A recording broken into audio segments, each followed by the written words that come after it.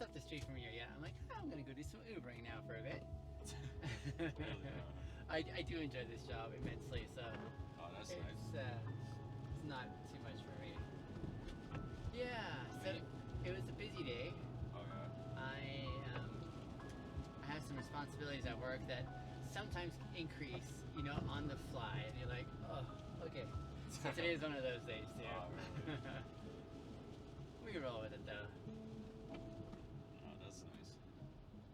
Were you at work at Cremona too, or no? Yeah, we were working at a house in Cremona. Yeah. It's like in the middle of nowhere. Yeah. It was actually scary. Oh man. And then, yeah, we were just doing, because I'm a sheet metal worker, so we do ducting and piping. Yeah. And then, yeah, we left there around 1:45 and then just made it at 3:15. That's a long time. Yeah. No, but he was driving very slow. He was. And I'm a different breed to that. You're like, patience necessary. So I'm not worried about me driving there. It's gonna be alright. I'll make it quick. How will you get your car back now? And your keys? So I'm gonna go to my apartment and grab my car keys, my extra car keys, and then Uber back here again, then grab my car and then drive there. Yeah, it's a process, but I gotta make it work somehow. It's not gonna take very long to grab your keys, is it? No, it's not. If you would like, I can wait for you there too, if you so desire. Really? Yeah. Oh, that would be so awesome. Yeah, no problem, bro. Thank you. It's kind of on a day like today, it's like, how can we streamline this, right? Oh yeah. Yeah. Yeah, it's no problem. No, that's nice. Do you know how to do an additional stop on the app? Oh no, I don't know that one. Okay. How do I do that? Just in the app there, it'll give you an option on your current ride to add another stop, and you can just have it back here if you like. Let me check that out. I haven't used Uber in a minute. That's okay, man. In a minute, right? Okay, so you said you're going to pick up the keys and then come back here to your workplace. Is that right? Yeah. And then you get a ride from here back to Cremona. Is that how it goes? Yeah, then just grab my ride and then... Okay. Let's see... In the grand scheme of things, this is like first world problems, right? Which is a nice thing. Okay.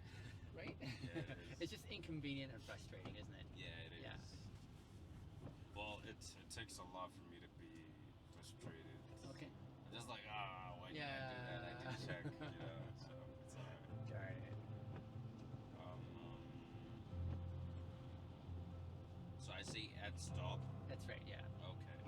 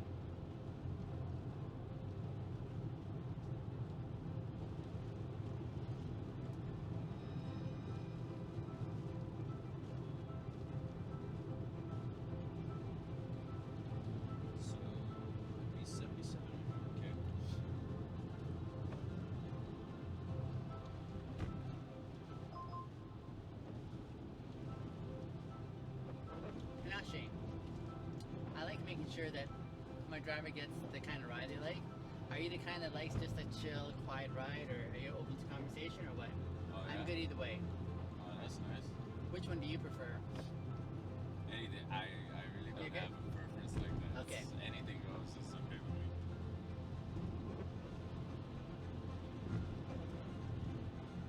What's your ethnic background?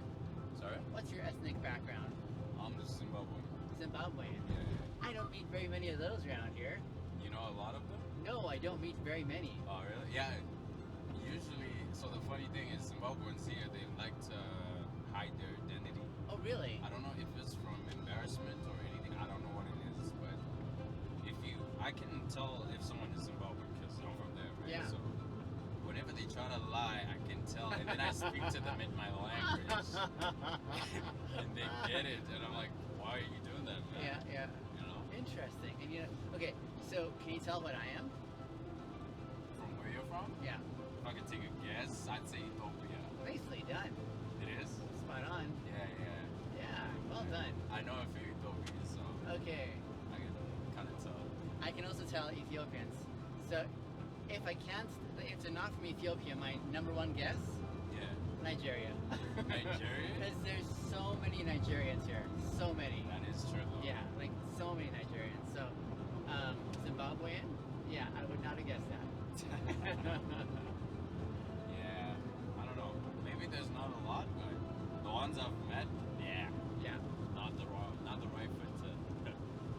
Fair. How long has it been since you've been here? I moved here when I was 8. 8? Yeah. Wow. So That's nice. I basically grew up here. That's nice. How about you? 2 years. You were 2 years old when you moved here? No, as in, Oh, you've been it's here for 2 2 years. Yeah. Okay. It's been 2 years. You hardly have an accent, too. I get that a lot. Yeah. Yeah. Okay. Why did you come here? Sorry? Why did you come here? So I was meeting my father for the first time after 22 years. Holy crap. And then, yeah, so that was the main reason. And then, we kind of didn't, Mesh? we didn't have the same interests. Yeah. Best of interests, so Yeah. just kind of died down. But at least I got to see who he was, you know? Yeah. So that was pretty much the Driving impetus. Oh, man. Okay, so, like, you knew of your father? Like, you knew he was here and you knew how to find him. Did he come here, like, to, like, support your family, or was he just, like, not around when you were young? Yeah, that was his goal, to support the family. Yeah. You know, to bring everybody from Zimbabwe. Yeah. But then, you know, marriage is complicated, I guess, and then things just happen. I see. Yeah. So you never met him till 22 years old.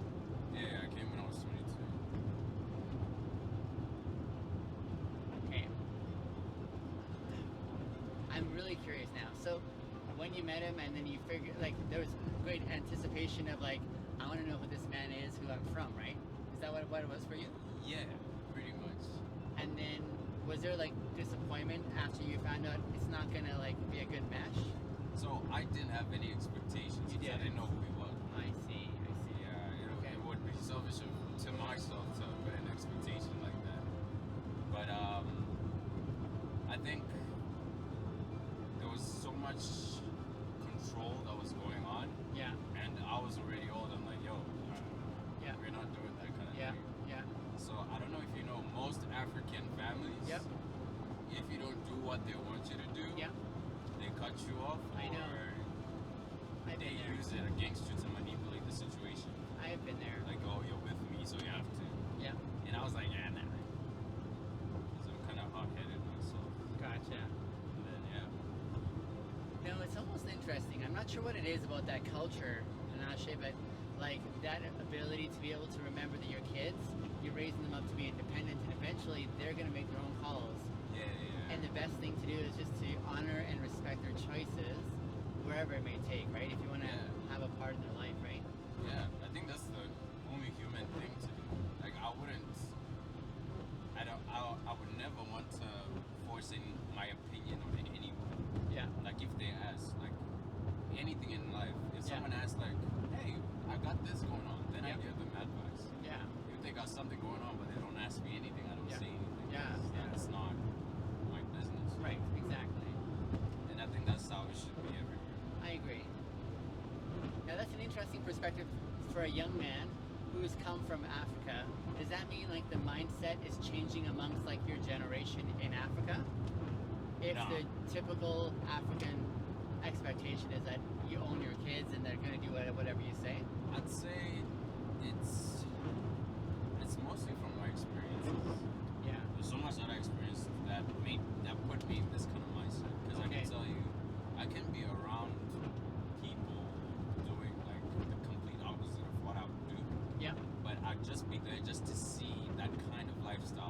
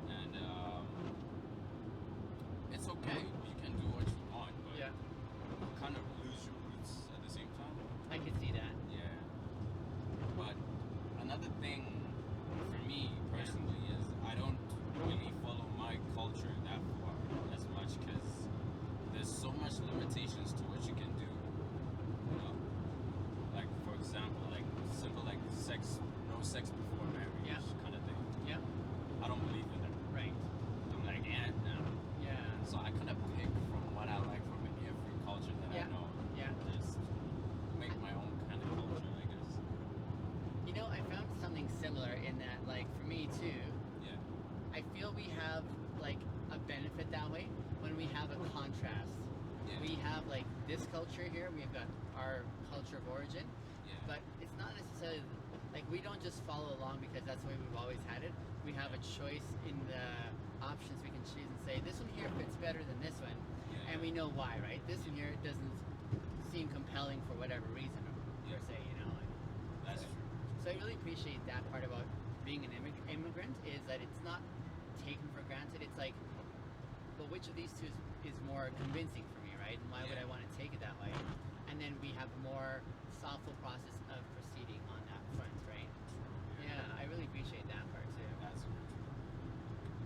I don't know. I found beauty in life with that.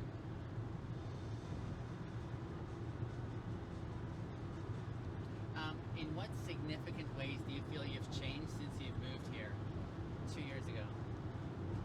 Honestly, I'd say mental health Yeah, is very important here.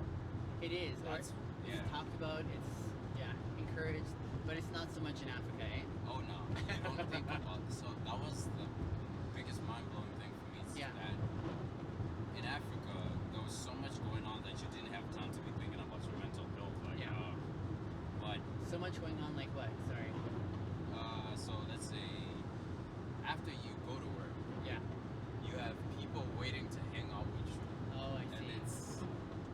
it's the same kind of it's like that, but it's kind of different. You know, you have to schedule that. Right. In a sense, you have Yeah. to schedule everything. Like Yeah. time is actually money. Yeah. And so you wouldn't have time to be thinking about or stress about things because there's so much going on after work. You know, you're Yeah. enjoying life Yeah. and all that. Yeah. And then here, you have to schedule things. So half the time you have more time to yourself. And I stay in my head a lot of half the time. So it did make me narrow down to certain things that did affect me from a very young age till now. Gotcha. Oh, That, it's just an accident that just happened. accident just happened? Oh, shoot, eh? That's a bad day for those Sucks. guys. Oh. That is Yeah. rough. I'd say mental health, I've improved a lot in taking care of my energy and sticking to my values no matter what. Yeah, I'd say that. Okay, this is a question I may have a different answer from than you, but the question is, what was it like being a young man who grew up without his father? How do you think that impacted or didn't impact you? To be honest, it didn't do much. It didn't change anything because you can't really be affected by something you don't know. Oh, I see. Okay. Yeah, so for me, I didn't know him, so I just grew up like he was never there. Yeah. So my experiences, of course, have been different. Yeah. But if he was there, yeah, probably could have been a different kind of guy. But I embrace who I am because I know, Yeah. I'm happy with who I am actually. Yeah. So I don't. Yeah, that's a very interesting question actually. Well, the follow-up question to that, and I'm asking this just because it's definitely on my radar. Yeah. I grew up for the most part in this cultural context, and a huge part that I observe in this culture is young men who are growing up without good models of what it means to be a man. Yeah. And there's a lot of disconnect, it seems. A lot of disconnect between sons and fathers, for one, just because dads struggle for the most part in saying, how do I still remain relevant to my kid's life? How do I actually make that bonding emotional connection, which many men struggle with in the very first place? True, yeah. How do they help them to figure out relationships and integrity and ethics and all those kind of things, by incorporating all that? Because it's such a busy, we got dual income homes, we got maximum stress levels, all that kind of stuff, right? Yeah. And there's not a lot of accessibility, it seems. And so you've got a lot of young men who are trying to figure it out for themselves, and yet there's just still. So I guess that's where that question comes from. And so the follow-up question would be, where did you learn what it means to be a man in your perspective? In my perspective, Yeah, from your personal experience. I'd say tough times really do kind of shape you to They draw you out. to be who you are, right? Yeah. You can never change to be a different kind of person without that. And for me, I had to take it account into like the job that I do. Yeah. That was a choice by me because I was like, there's certain qualities I need to experience from this kind of job. Yeah. To further my experience as a man. Yeah. Even grow up with or without a father. Sure. So, example is we do a lot of tough work. Yeah. And it just puts you in a mindset where you just gotta be like, I just gotta keep going. Yeah. And that's how I've been always like growing up. And in high school, I'd say I wish the things I knew before I actually entered high school because I was like a tiny little guy. Yeah. Like I'm skinny, of course. Yeah. But I was like way tinier when I went to high school. Yeah. And it was a boarding school. And there was a lot of bullying there. So me being very small, Yeah.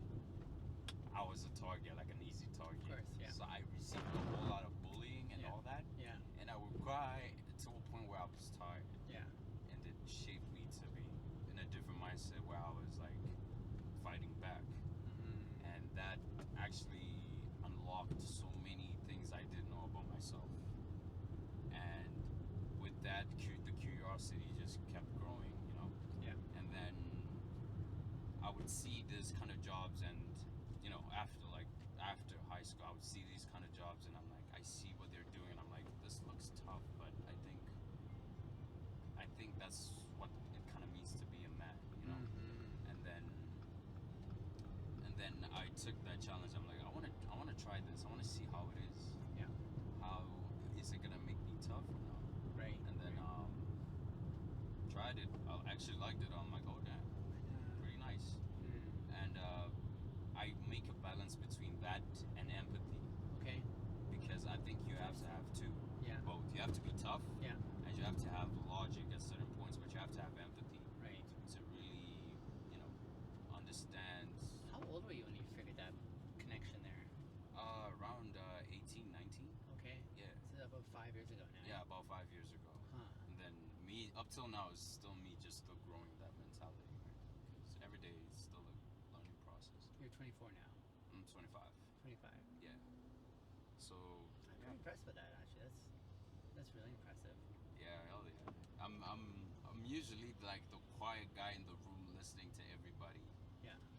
Yeah. Oh yeah, and books. Yeah. I read a whole lot of books. So Yeah. I would study like 40. What do you call it? The 46 laws of attraction. 48 laws. 48 laws. Yeah. Not 46. Yeah. 48 laws of attraction. John Green, is that right? I think The it's Art of Not Giving a F. Yeah. All those books. Just Yeah. reading that and Yeah. just kind of.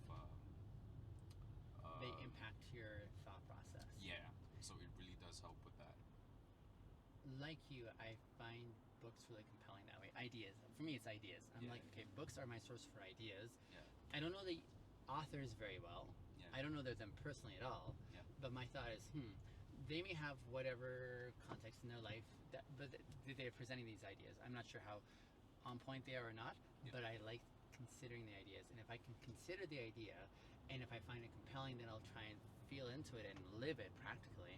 If it holds water, then I'm like, all right, let's run with this. And I find that's helped me significantly as well, right? Oh yeah. In that process of growing, really. That's very impressive. That's nice. I appreciate that. Thank you. No, it's just a practical thing, though, isn't it? Yeah. Especially for men like you and I, who are like, for a good part, I would say, Pinashe, of my growing up. I would say even into my 30s. Yeah. Even into my 30s, I didn't, for the longest time, I just didn't feel like I had grown up to be a man. I didn't feel I had the confidence to like be what a man meant, right? Yeah. I feel far more stronger now in that realms, and that was only because I'd done a few significant face plants in life, like of momentous amounts that took me through some fairly deep valleys, and just working through them, coming down on the other side. That's really helped me, in essence, have that sense of saying, okay, I think I have what it takes now to step into that realm that enables us to sort of be like, okay, let's play ball with life, So impressive, yeah. I'm happy for you, actually. What's the impressive part about that, do you think? The impressive part for me is you could have turned out to be in denial and go the other route, you know? Sure. And I think it takes so much courage when you face yourself and you're like, you know what? Either be happy with yourself and work towards the things that are important to you. You know? Indeed, yeah, I agree. And you chose that path for yourself, and you, like you said, you feel way more confident than you used to, and there's nothing more better than that. I don't see anything better than you being happy with yourself in life. I think that is the biggest gift. My significant starting point was, is there a way that I can look at myself in the mirror and be okay with what I see as is, instead of what I've been presenting for a lifetime? You know, because I'd been really good at camouflaging for a lifetime and sort of appealing successful. I mean, I was really good at all the things that I did, but the thing is, I don't think I knew who I was, or what I stood for, or the values that, you know, made me tick. All of that I did not know, and I'm having built for decades such a premise that lacked that sense of authenticity, if you will. That sense that says, okay, yeah, I'm on point here. Basically, I know who I am and what I stand for. That was what I was saying. I'm willing to sacrifice everything here, significant as it is, like reputation, family, relationships, you know, position, career, like so everything was going to implode should I press that reset button. But that was, I think, the very seed that began this pathway for me a few years back that enabled me to like come to this place now. And honestly, there was no guarantee when I made that decision. I knew there was no guarantee that this is going to work out in my favor. But at least at the very core, I could look at myself in the mirror and say, okay, you're good. You're good, like because you've done the necessary steps. But imagine living a lifetime, Pinashe, where you evaded that opportunity. Imagine coming to the end of your life, just kind of like putting off and not stepping into that spot you know you're supposed to be walking into. There's just that sense of dissatisfaction that continues to grow over a lifetime, that you didn't live the life you could have lived, and you actually robbed yourself from so much more. That is true. Even though it's never guaranteed, basically, right? That is very true. So yeah, that's why what you're saying was resonating. I'm like, that is a very interesting point of view. But I got a question for you. Carry on. What do you think before that took away your ability for that sense of purpose or that sense of knowing who you were? What do you think took that away from you? Before, like the decades before? Yeah. Oh, I can tell you. Fear. For me, it was a strong vein of fear that, and that fear had it was very multifaceted. Fear of, I think at the very heart of it, it was fear of rejection. Fear of rejection. Now, in this cultural context, I'm not sure what it's like in Zimbabwe now. And maybe it's not even an issue in so many other parts of the world where they're just trying to survive. And maybe a different cultural context where it's very normal to like speak your mind and be in that zone. But like I grown up very much being wired to find safety and not disappointing others. And if I did, then the fear for me was I'm going to be a write-off. I'm not going to be loved. I'm not going to have community. I'm not going to have social connections. So for a significant core for me was that fear of losing the connections that I felt validated me. I found my validation externally, not internally. And I'd been taught to do that. We were just talking about that earlier. In our African context, we're brought to be obedient, to follow the dictates of our parents. They're the number one pinnacle for our as long as mom and dad are happy, then we're good, right? If it's not happening, then that's tough. And then that carries on even culturally too. And I would say that's even still what I see today in this cultural context which we're in.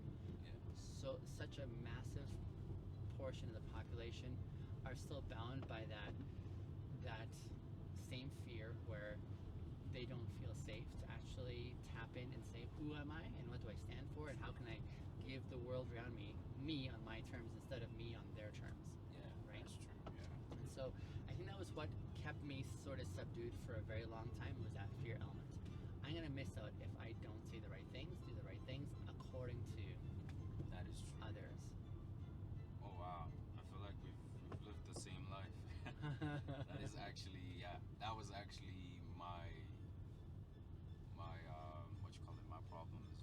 struggle?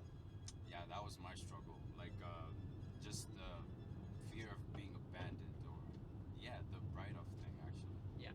Because you would need to please everyone just to stay relevant or Yeah. be seen. Yeah. And it's really tough because at the end of the day, even if you give it your all, Yeah.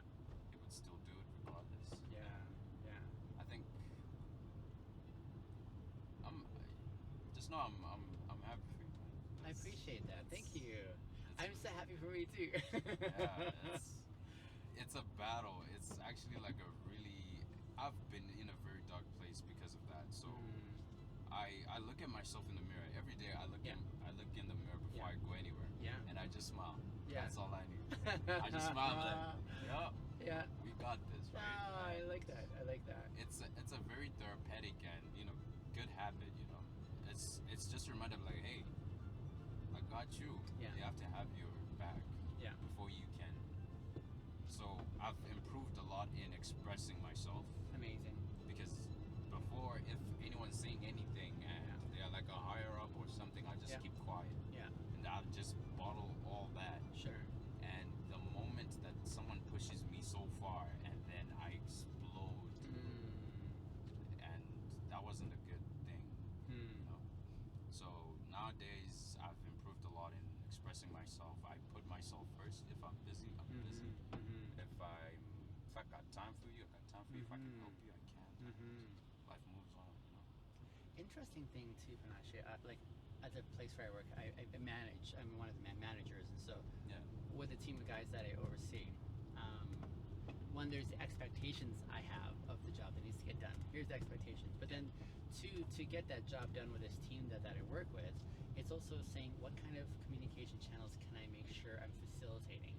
So there are many different leadership styles, and mine's quite different, I think, from past ones that where my where they're before me. Yeah. So it's basically seeing, okay, here's a totally diverse group of guys that I'm working with, but how can I, in the collective way that I'm leading them, make sure that they can express or communicate their concerns, their ideas, all those things, in a span where they feel respected for one, where they also feel not only respected but also that it's safe to do so, right? Where like their contributions are going to be taken seriously, even if I don't go with them or whatever, right? Yeah. Just that kind of rapport, and how to be able to even cultivate this kind of communication amongst the team collectively instead of just like. So that's something that's really important. And you're reminding me of that when you're like, hey, in your workplace, when you're being told to do something, like, that there's even still that component in the social aspect, especially when you're working in a professional work context and you're working with such a diverse group of people. Yeah. How can you strike those chords where, I mean, you're doing the job, but there's also, like the way I tell the guys that I work with, and this is, I have weekly meetings with them, Pinashe, and I tell them there's three things for me, three really important things. Number one, I tell them I'm going to be bringing massive amounts of patients to work every day. Yeah. This is my number one. Like I say, there's all this work out here that needs to do, but here's my top three right now that I need you guys to be aware of. Number one, I'm bringing massive amounts of patients. My challenge to you is, can you bring more patients than I bring?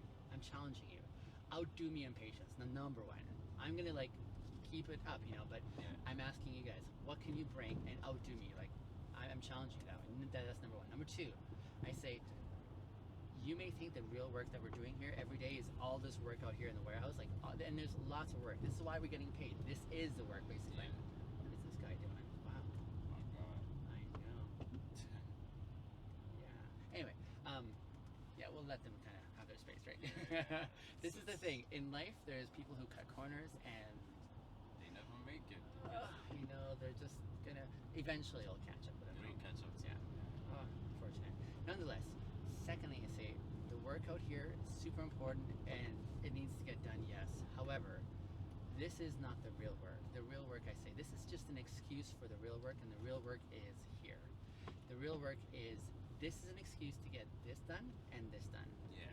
That's the real agenda. So just don't forget, all this work out here, all this stress at work, the real opportunity is actually right here for each and every one of us. That's number two.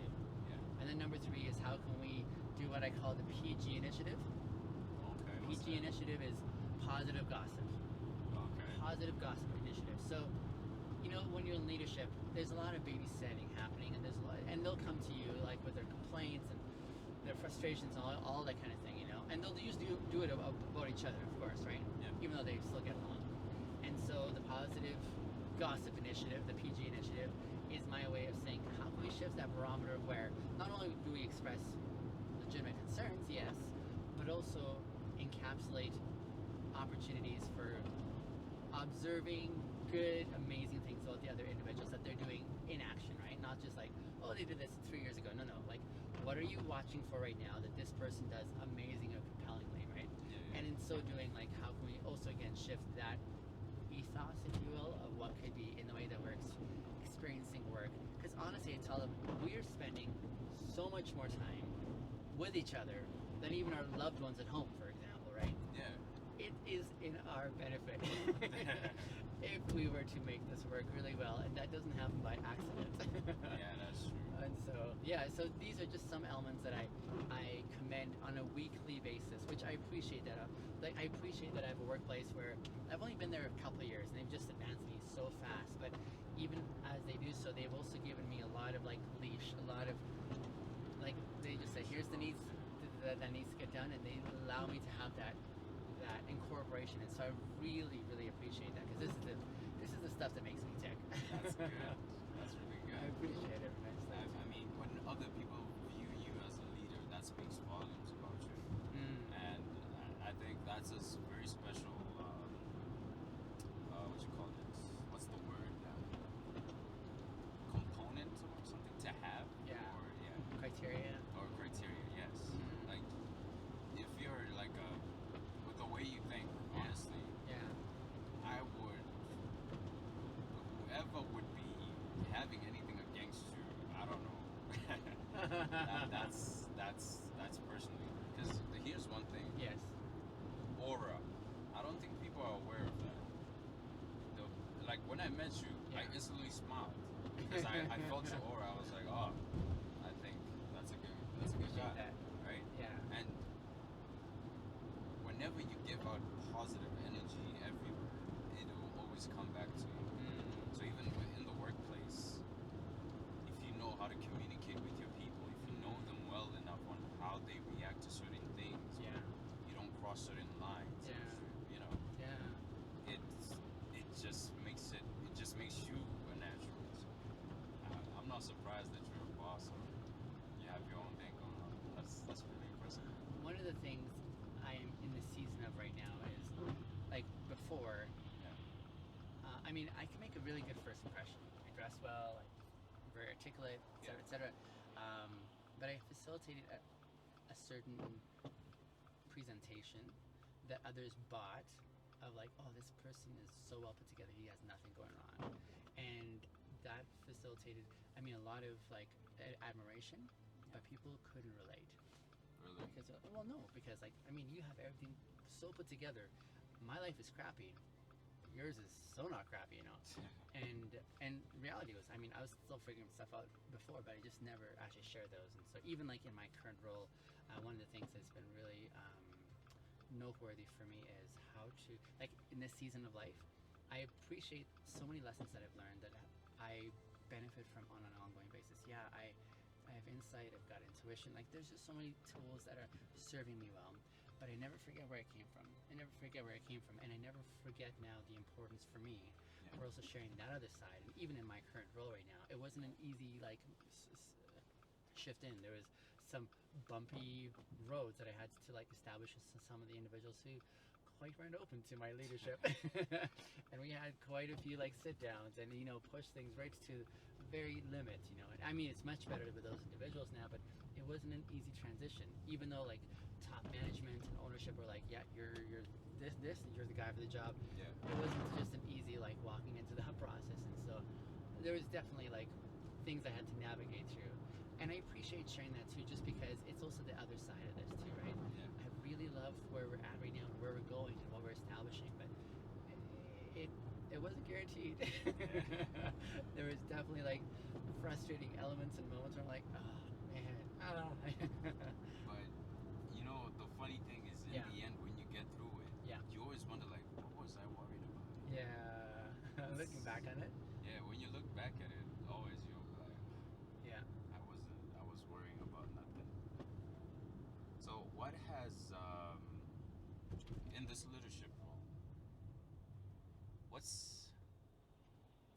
what's the biggest take?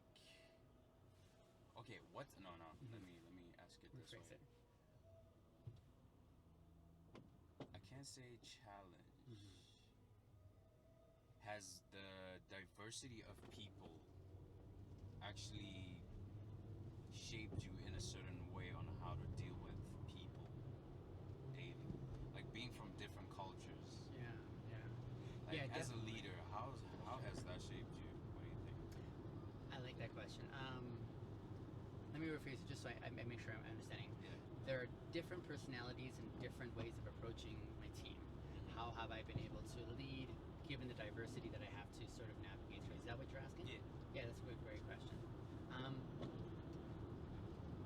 So the weekly meetings that I have is my way of getting everyone together on the same page. We address issues, things like that, all together. Yeah. In those meetings, I'm really careful what I talk about, what I don't talk about. I'm not, like, my leadership style isn't one where I put anyone on the hot seat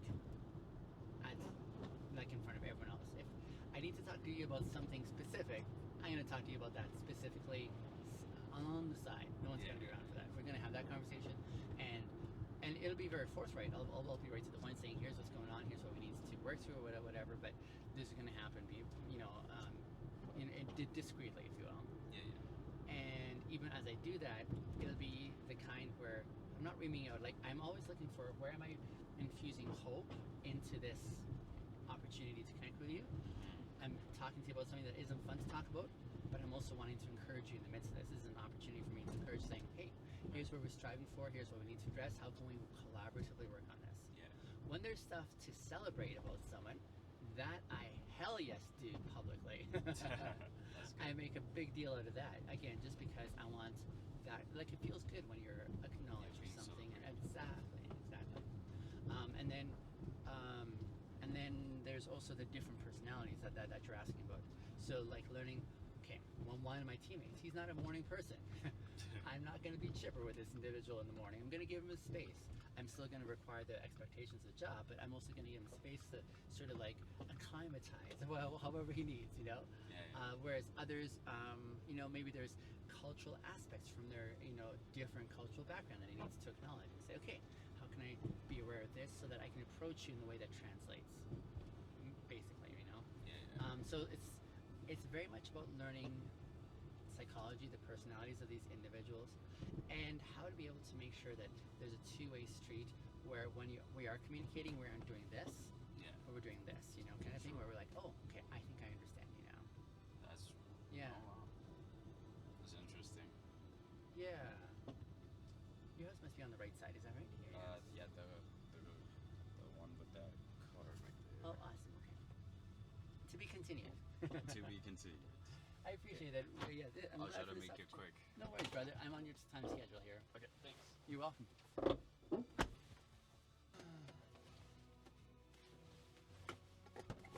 you mind if we wait like 5 No minutes? worries. Yep, no worries, brother. Come on in, where's Worm? Oh, yeah. It's no problem. Might as well. Did anyone open that door by chance? I didn't notice him opening it, no. Okay. Yeah. No worries. What a day. Sucks. We'll make it through, man. Yeah, we'll make it through. You know what? Question. What Yeah. do you think is one of the guarantees in life? Some would say taxes, some would say death. What would you add to that? The guarantees in life. The guarantees in life? Yeah. What are some guarantees everyone of us will experience in life? I was gonna throw in Yeah. frustration when things don't go the way they should. Every one of us, right? You're feeling it today. No, I can't say it's frustration, or I'm just not used to the feeling. Yeah. As much. Yeah. Okay, I don't know. Annoyed and frustration. I don't know what's the big difference. Yeah, they might be the same. They might not. I was just That's a good question. Yeah, I'm not sure what's the frustrated. I would be throwing a tantrum or something. That's what I think. Just annoyed, you'd be like, damn. Yeah, but you get over it quick. Sure. I would add what's guaranteed is someone who's having your back, which is you. You having your own back. That's one guaranteed thing in life. How do you have your... No, hold on. That's not guaranteed because so many people don't have their own back. many people don't have that, right? Actually, no, not having your back. No. What you have in life is you. Okay. I think, let me rephrase that Okay. way. What you have in life guaranteed is you. Right. So no matter where you go in life, Yeah. you're always gonna come back to you, right? Okay. So if you are having personas or identity crisis or anything, you're eventually gonna come back to yourself and you're gonna talk to yourself, and it's either gonna be a good talk or I think that's one guaranteed thing that I can think of. Death, yes. Unless Elon Musk makes something that keeps us alive forever, but would you consider? Do you think he's the Tony Stark of our generation? no. No. Who would you say That would be is? far-fetched. I don't think anyone is right now. No. Okay. No. So he just gets a lot of credit. He just gets a lot of credit. That's what I believe. Yeah. He's done good. Yeah. Don't get me wrong. Yeah. I think that's a bit far-fetched. Okay. Okay. It's a bit far-fetched. Yeah. Huh. There's so many qualities that people overlook or just, let it go through their heads. Yeah. Yeah. And what Tony Stark had. Huh. Who's your hero in life? My hero? Yeah. Me. Yeah. Yeah. Yeah. I think why I'm saying that is Yeah. because I can depend on myself. I trust myself so much now that when I found myself, it was the biggest salvation for me, I could look at anyone else and be like, okay, there's certain things that I can say because I make music. So I think there's a deeper connection that I've had with the world through music, There's certain frequencies, like when people talk about vibrations, like when you're at the same vibrational levels, like how we are right now. That's why we're having these conversations. Yeah. Those vibrations, when you discover how to get to them, it's the biggest thing, and I found myself with that, and I was happy when I did. So I'd say there were things that I listened to, like Tyler the Creator or Kendrick Lamar, the things they would say in their songs that make me cry. And there's one song actually when he says, Kendrick can get you out of the problems, but he's not your savior. And that whole song he was talking that you can have so many things you can look up to, but the biggest savior in the end is you. So I found out with myself. Yeah, it's me. Who is the biggest influencer in your life, significantly by way of values you really appreciate? Kendrick Lamar. Kendrick Lamar. Okay. If you listen to his music, what he talks about, for me, it aligned mostly with my experiences, and it actually helped me go through things. So Okay, gotcha. I say he was like the guidebook to finding myself. Okay. Because the whole purpose of what he was talking about was do all this, experience everything in life, but you are your biggest prize.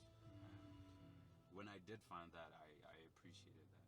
Even I texted one time. I remember it was silly. I just texted that. I hope he saw that. Because I know big celebrities will never just check everyone else's. But if he did, I hope he did see it. But I sent a message. I was just like, thank you. That's it. I didn't say much. But yeah, I think that is the biggest thing in life. He's the biggest influence. He's the biggest influence, but I am the biggest prize. You're the one who paid the dues, but he's the one that guided you to it. I like that. That's good. Yeah. How about you? I would say my late mother. My late mom, So she embodied for me so many traits, characteristically, that I aspired to. Interestingly enough, when I grew up, I thought I would just have them because she had them. Oh, yeah? And I discovered, nope. I actually have to work at these things. And so, I don't know if she'll ever be surpassed in my experience. Mind you, a lot of the formative influences for me growing up, with her close by was also part of that too. But I would say definitely my mom. Oh, yeah? Yeah. Sounds like she was a superhero. She definitely was. I would say she's still my hero too. Yeah. It's amazing. Even though she's not with us anymore, she's It's an interesting thing, Pinashe, when you reflect on those whose influence lasts or outlasts even their own existence. You know? And I mean, here's the thing. I was just reflecting on this. Like 3-4 generations from now, we're not even going to be remembered. You know what I'm saying? Like, true. I mean, that might be different now with social media, videos that last a long time. Like people could probably come and watch all that, and it's amazing, especially when there are those of us who are open to creating content. Yeah. The idea that our grandkids could look us up and get some, like, what would you give to know how your dad's upbringing was when he was young, his ideas, his formative years, you know, or even your grandpa or something along the way, you know, where you came from. That's true. That would be really interesting. That would be. And that seems to be more accessible. Is this your ride here, by the way? Oh yeah. Yeah.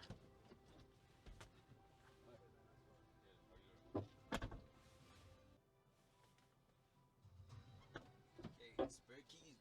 Success. Success. Yay. Good to go? Alright, let's go.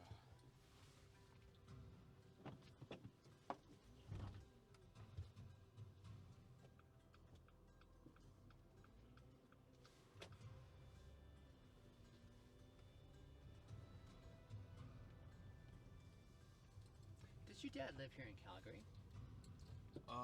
So when he came, he started in the States and then he moved to Toronto. Okay.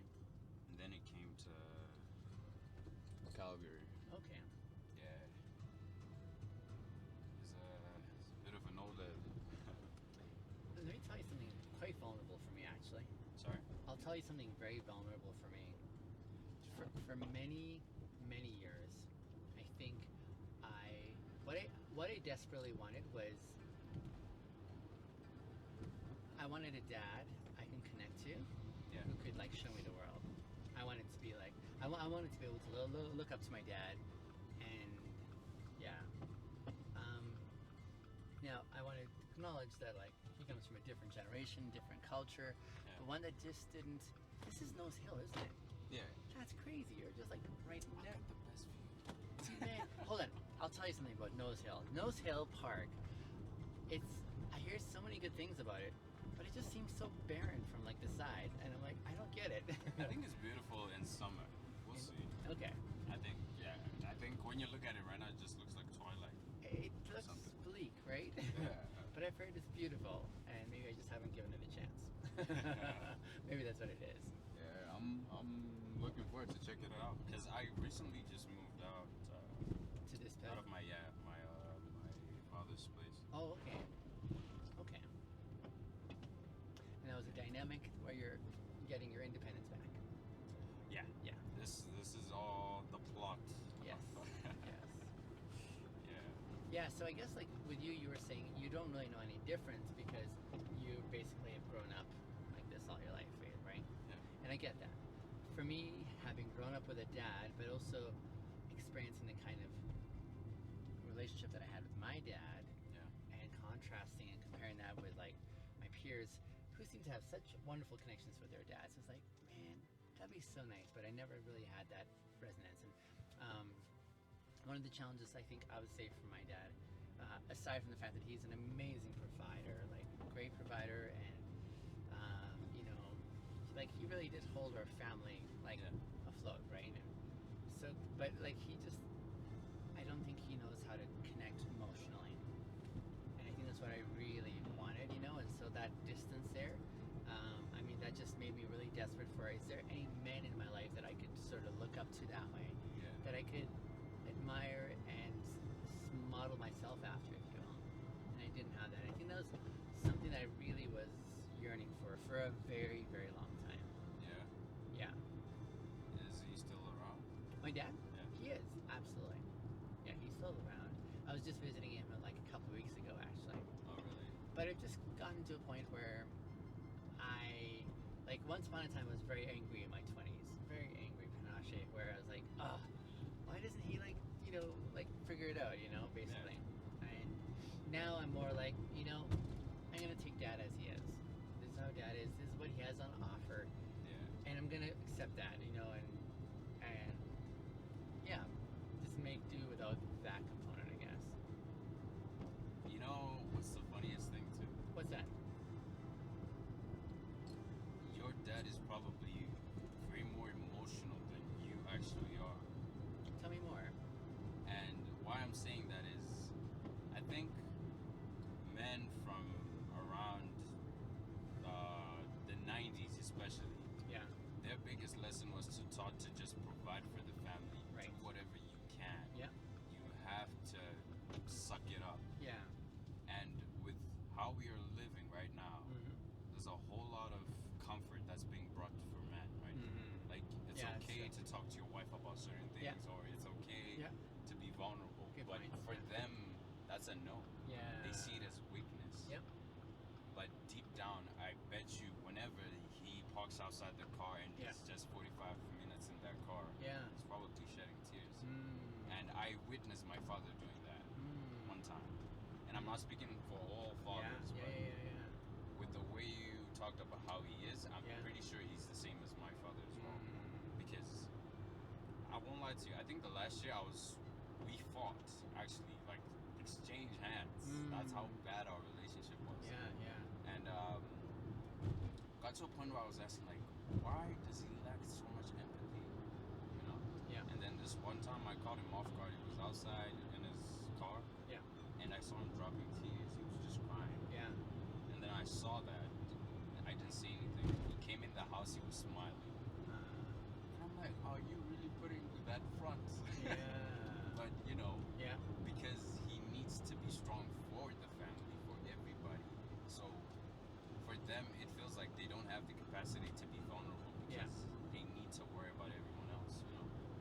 And once I started seeing things that way, I actually started accepting him for who he is. Yeah. I'm like, you know what? I appreciate everything else we've been doing, because some of it really does bring a disconnect, but it makes you tough in the process too. Sure. You know. Yeah. And Yeah. they are probably way more emotional than we ever know. It's crazy. I appreciate your point. I appreciate it just because at the very core, it is granting one's humanity to them. Yeah. It's not. It's like saying you're a human. Therefore, I know you've got this component because that's part of our blueprint. Even if you've learned to suppress it over a lifetime out of necessity or survival or whatever dictates, where you just can't actually express it. And I think, I don't think I would disagree with you. I wouldn't disagree just because. But however, while I would agree with you, I would still say there are some unfortunate consequences socially, right? Whereas, for example, like my younger siblings, who are where I once was in my 20s, they have cut things off with their father. You know what I'm saying? They're like, hey, I don't have the desire to have this connection in its current state. And I mean, I get that too, right? Yeah. But no, I don't disagree with your point. I don't disagree with that too, because I think regardless, like how we're communicating, if I was talking to you aggressively, we would not be talking any further at all. True. If I was just a douchebag. Yeah. I think communication-wise, knowing when to say certain things, especially fathers, they don't have filters, and I feel like you have to know a time and place to address certain things in a certain way, especially a certain way. You have to know how to communicate with whoever you're dealing with. Mm-hmm. So let's say, it's like this is the perfect example. I believe. I'm listening. It's like someone delivering something at your place. Yeah. And they're like, hey, I hope you enjoy your meal. Over someone who's coming to crash into your house and they give it to you, would you appreciate it more? Right? So I actually, the approach. I gave my father that example one time because he was like, being honest is the best thing that anyone can do for you. Yeah. I'm like, yeah, cool. Yeah. But know how to say the honest thing. Yeah. You can say the Tactfully. honest thing, but learn how to, you know? Yeah, tact is such a nuanced skill. Yeah, it's a nuanced skill. You have to have that finesse. You know? Yeah. And unfortunately, fathers are around our time. I guess they are very. You can't teach old dogs new tricks. That's saying. I don't know if you've heard of that. I have heard of it. And I think for your own peace, you have to come to terms like,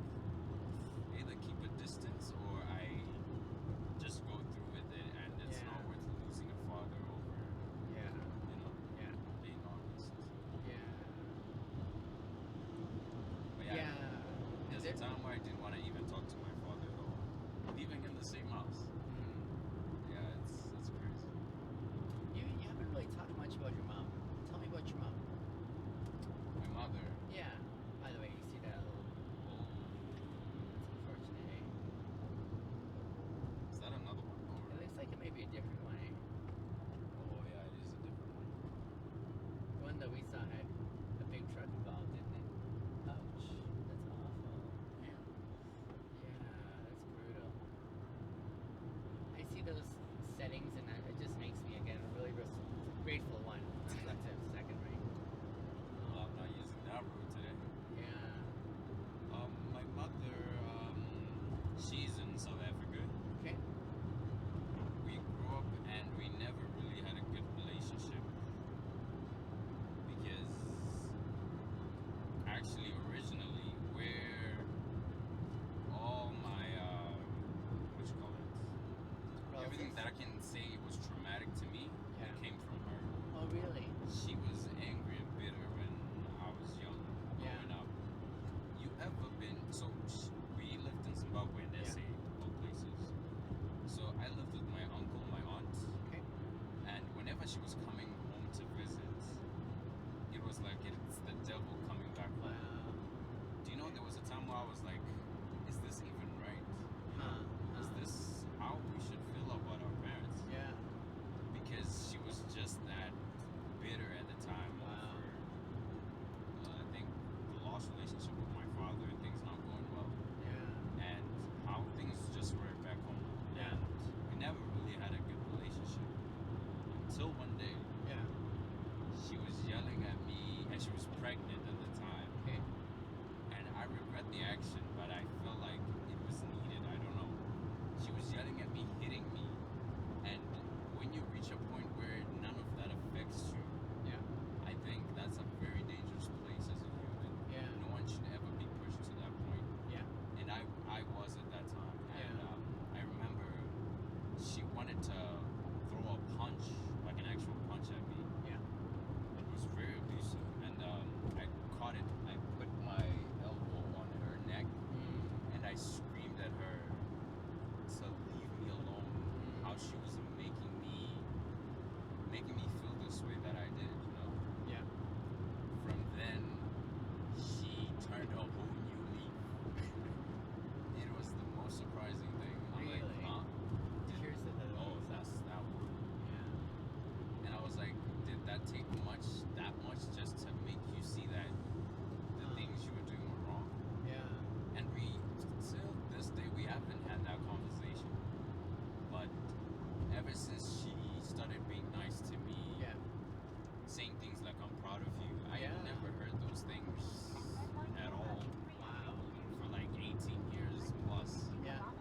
And that was a very, it was a very weird thing for me. And till this day, I'm not so sure about my relationship with her, if I'm being honest. Yeah. And but I know she's a good soul.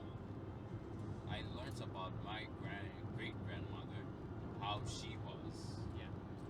and I realized it's up to me to break those chains because she was even worse. Yeah. She was very abusive, and then I think my mother took those traits as well, Yeah. and she adapted those and thought that was the way to do things. And I remember the day that I vowed that I'm gonna be the change to the family name. Yeah. Like no abuse. There's always a different way of communicating, Sure. even if you have kids. But That's powerful.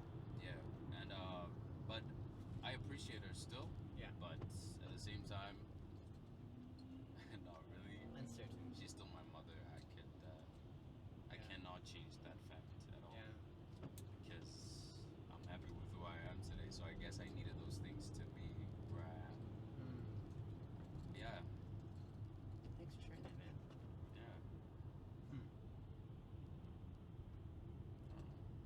I have a And- question for you. Yeah. Okay. So,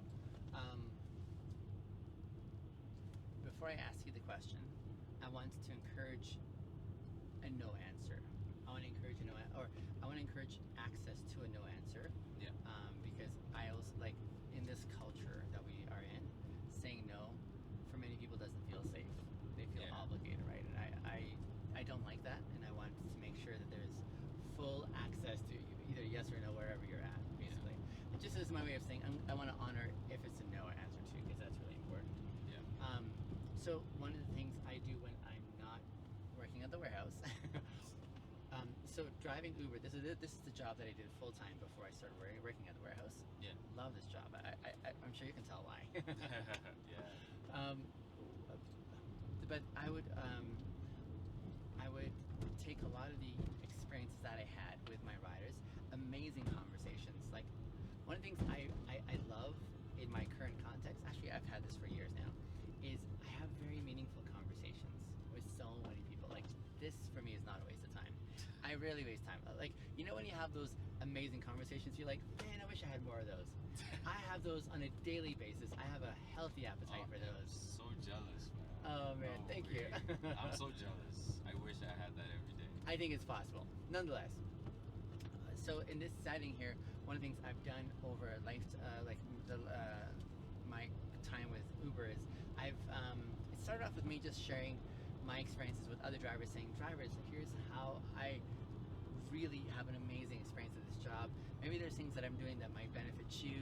But as I started sharing those videos, it wasn't just drivers that were watching, but it was actually the whole world basically that started watching and saying, whoa, like we are blown away by this level of human connection. You know, it just was a point of inspiration for so many like around the world who came to enjoy what I call my mom moments, like memorable Uber moments. Anyway, the question that I love to ask, because consent is really huge for me, is would you be comfortable, would you be okay if I were to share like our conversation with my audience online? And I say no is a good answer just because it's a big ask, especially when you're considering your privacy is a big thing for one. You know, many people are like, I'm not wired for that. Others are like, you know, like it's just not my forte or whatever. So I wanted to make that request while encouraging the no answer. If I look good in your video, okay. I don't mind. I think I'm part of what humanity needs to, mindset-wise. I don't ask all of my riders. I ask in specific contexts. Pinashe, when I'm like, hey, like sometimes, like here's the thing. You and I have talked about some very personal things too, and that's part of what I want you to also reflect on. You know, just because I mean that is part of your like. So your comfort level is also really really important. Now, and my concern isn't as much as the looking good, because you're already handsome as a young man, and it's like, and I'm not saying that in any creepy way. It's just more like, but that's not my concern. I meet a lot of like really handsome and attractive individuals. My concern is more like, hey, how, like, would this be something that would really serve my community online well, especially given the subject matter that we've been talking about, reflecting on, and you know, like, sort of going back and forth on. And it's not the kind of thing I'd want you to feel like a sense of saying, oh, I guess I have to say it because it's this. It's more like, no. I want to honor that too. I think, do it. I really don't mind. Okay. I think it's good. We all, one thing we've lost as humanity is the togetherness, you know? There's so much conflict right now, and I think people really need to realize that the only thing we got in this world is us being together as one and not divided. Yeah. You know, so, yeah. And along those lines, I appreciate that. Thank you. Along those lines, I would like to check your channel though. I would love to give it to you. Absolutely. It's a great way to be able to say, basically it's my name. It's my name online. I'll write it down for you before you go here if you like. Oh, that's awesome. I appreciate that. I was reflecting on how there are many beautiful things that happen between people that don't actually get noted or celebrated, because unfortunately the things that take the limelight in a very compelling way are the things that are expense of what you're describing. How can we experience that togetherness per se, you know? That's not the things that makes the news or gets viral, right? But no, I really appreciate that too. Thank you for being willing to do that. Like I say, it's not everyone's jam, and I want to honor that too. But oh yeah, no. I'm always looking to express my mind. So this was a very good. Of all the Uber drives I've had, this is the best. Honestly, I'd say. What made it meaningful for you? Just the conversations, you know. I don't get me wrong. I think it's okay that people have certain interests they have. Sure. But for me, what matters to me is something I can go to bed and I think about it and I'm like, I want to try that. What they said was really, it moved me. I love things that move me. Me too. As an individual, right? Me too. Yeah, so, yeah. What sort of things are you leaving this ride reflecting on? That I'm leaving reflecting on? Yeah. We're like, huh. Like how much I realize that I actually appreciate myself. You know, there are times in life where you just move and everything is just going just like a Monday to Friday. Yep. And you forget to look back at what kind of a version of Pinashe you were like that Monday, you know? And because of so much things that go on, and this helps you keep yourself in check and it's very kind of so. Absolutely. Yeah, those are the things that move me most. And I'm always looking for growth. Yeah, me too. Growth is important. You're not a dad yet, I'm guessing. Oh no, I'm not that. But you've obviously thought about. Sorry? You've obviously thought about what you would do if you were a dad. I'm guessing. Yeah, I have. Because you want to shift the experience of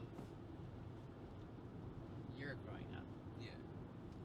What meaningful differences would you bring into playing? Communication. I think that's the biggest thing. Communication between you and your kid, or with you with and my kid? Yes. Okay. Once I know that me and my kid, they can feel safe to prank me when they know it's time to move around, or they can talk to me about anything going on in life, any single thing. Like, I want them to come back home and be like, I'm home, you know? Yeah. And they're happy that they see their dad. Yeah.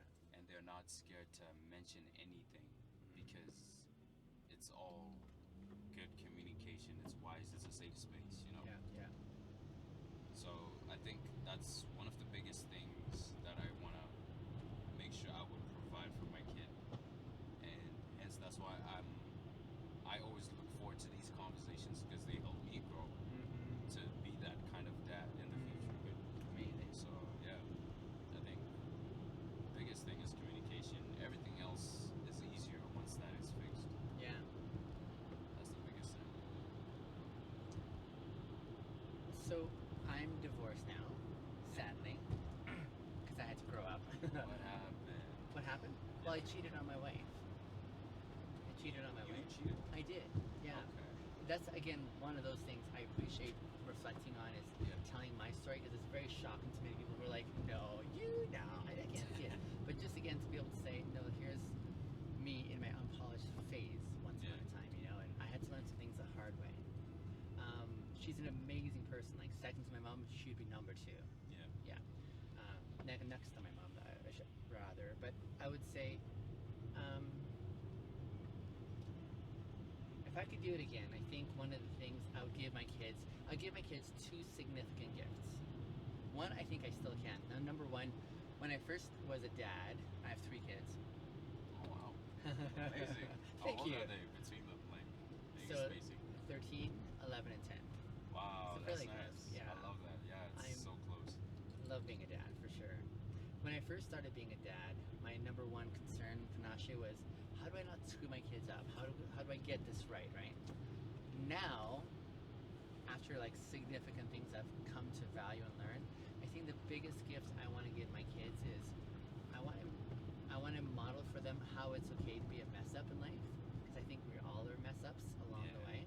How to give ourselves grace in the midst of our mess ups, wherever they're at, to say, hey, how can I be gracious with myself and not be surprised by this? How can I not pursue perfection? How can I pursue being kind to me even while I fumble my way through experiences and things I have to learn along the way? I want to give that as a gift to them by way of modeling it first and saying, here's how dad has had significant screw-ups along the way and how he's trying to be a better person as a result of it. second gift, which I don't think I have the option for now, is how can I model for them how they're not the priority, but me and my ex are in our relationship. Yeah. I mean, I can do it in a different way now, where I still honor her, where I still and I mean, she's an amazing person, and we have such a cordial relationship as co-parents, and I'm so grateful for that. And that's because a huge part on her part investing, right?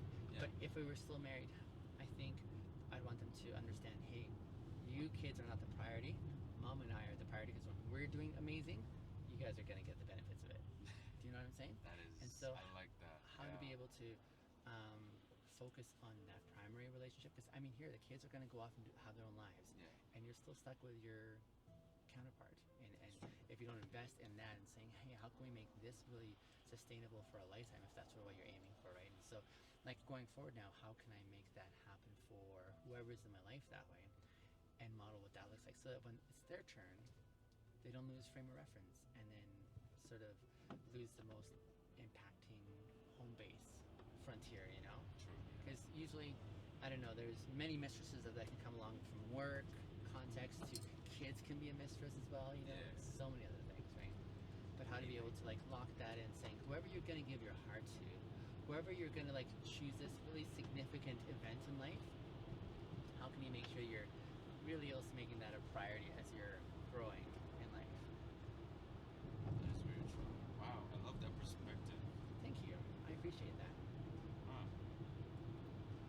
And I mention that just because you're still on this side of having kids. And I like the forecast that you have of where you'd like to end up with your kids. Yeah. I don't know.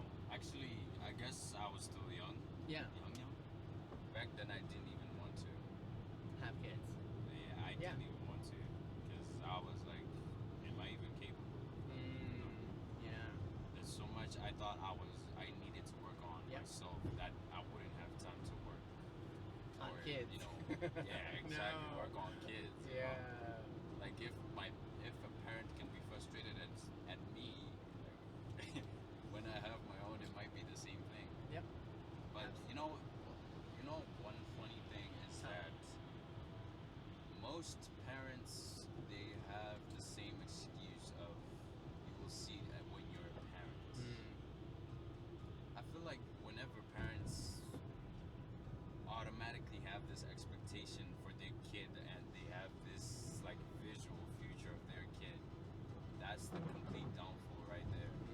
Because now you've set a future that is not guaranteed for them, and you put these expectations on them that they never planned for, right?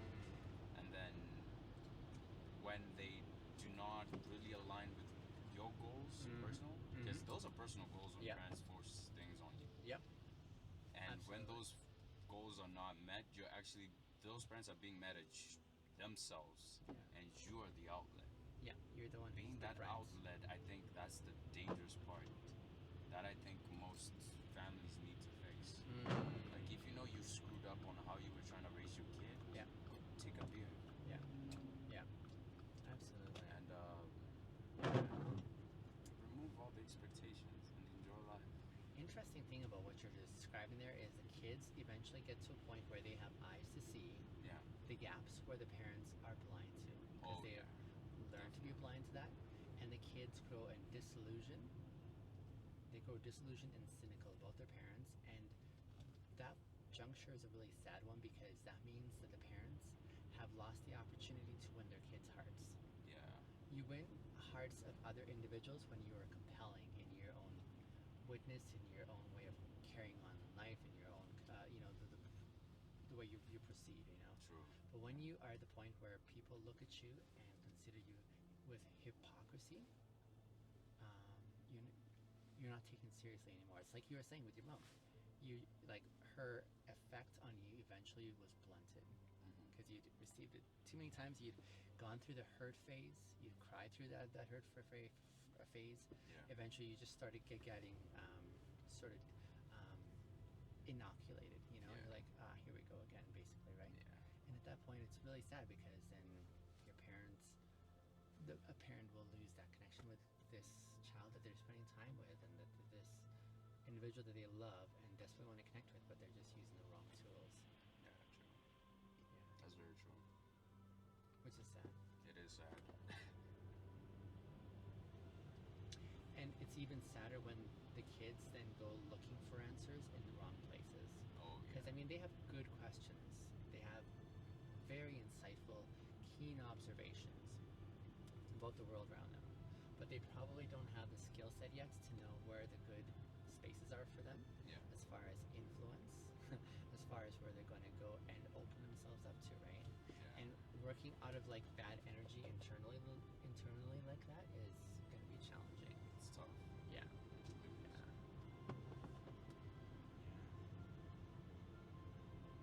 Yeah, life is fun. You'll learn a whole lot. That's for sure. One of the challenging things for me as a parent Yeah. is I can't control my kids. Yeah. I can't control the outcome, for example, right? I hope they get to somewhere beautiful and good and choose right, but that's not. I could have gotten everything right, Pinashe, Yeah. and still it's not guaranteed. True. So it's just an exercise in saying, how can I let go of my expectations, let them choose their choices as they grow into their independence, and remain on standby for support. Yeah. Right? I think that's all parents need to do. Mm-hmm. Yeah. Because we all got one life, and if you take 30 or 40 years of someone else's life Mm-hmm. over your own ideals, I think that's not fair. Mm-hmm. Yeah. So yeah, I think yeah, parents should just be on the side, ready to support, ready when their child is like, I need to be home. You know, I think I got a question, maybe last question for you in the last minute here. If you could say anything to your dad and to your mom, because I imagine it would be different, what would you say to them? If they were saying, Pinashe, I'd love to hear your insight, what would could we have done? what could have they done? Yeah. To my mom, I'd probably say, Mom. The list is like at 100. But that's where the priority sequence comes in, like the top, sort of like, here's the front burner. I think top would be just accept people for who they are Mm-hmm. and what they're trying to do with their life instead of your own ideas. Yeah. I think that's the biggest clash I've had with my parents. Mm-hmm. It's just that. Yeah. Yeah. It's but it's alright. You are gaining your emancipation as a young man, right? I appreciate that. And I appreciate watching, I really appreciate you sharing, because, I think that's probably why we resonated so well, is because we have similar trajectories that we've been through, Oh yeah. which helps us appreciate and savor more where we've arrived. Hell yeah. Yeah. It's a beautiful thing. I'm very glad that you forgot your keys today. Oh yeah. Oh, wow. Okay. Because then I got this amazing experience with you. Thanks. Brother, it was such a pleasure. It was such a pleasure to meet you. Oh, my name. Do you have your phone? Oh yeah. Let me pull it up for We you. need to grab that. Okay, Instagram. Everyone uses Instagram, eh? I don't know if you're on TikTok or. I'm TikTok, Instagram, YouTube. Oh, I'm not on it. That's good. Okay.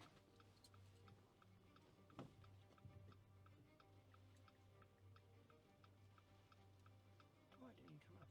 That's great. Usually I pop right up here, but Oh yeah. I did. There I am, at the very top. Okay. I will check you out. Pinashe, Thank you. my pleasure. It was really an honor. My pleasure too, brother. Hey, we're fellow human beings. We are. We are figuring it out. Stay safe out there. I will, brother. Take care of yourself. I will. Thank you. I hope to see you again. Amazing, man. I mean that. As are you. I see your amazingness. Thank you, brother. I appreciate All right, you. you have a good one. Okay. Cheers. Bye bye.